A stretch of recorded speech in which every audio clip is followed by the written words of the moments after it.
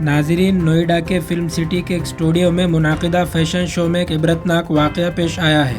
شو میں لگائے گئے لائٹنگ کا بھاری ایلومینیم فریم لائٹنگ ٹرس ماڈل پر گر گیا، جس کے نتیجے میں اس کی موقع پر ہی موت واقع ہو گئی اور ایک ماڈل زخمی ہو گئی، جسے فوری طور پر اسپتال منتقل کر دیا گیا۔ اطلاع ملنے پر پولیس نے موقع پر پہنچ کر نعش قبضے میں لے لی۔ پولیس کے مطابق یہ واقعہ اتوار کی دوپہر 1:30 بجے کے قریب پیش آیا۔ متوفی کی شناخت 24 سالہ ماڈل وینشیکا چوپڑا کے طور پر کی گئی ہے۔ جب شو چل رہا تھا، اچانک لائٹنگ کا ٹرس ٹوٹ گیا اور وینشیکا پر گرا۔ شدید زخموں کی وجہ سے وہ موقع پر ہی دم توڑ گئی۔ حادثے میں بوبی راج نامی ماڈل بھی زخمی ہوئی، جسے علاج کے لیے اسپتال لے جایا گیا۔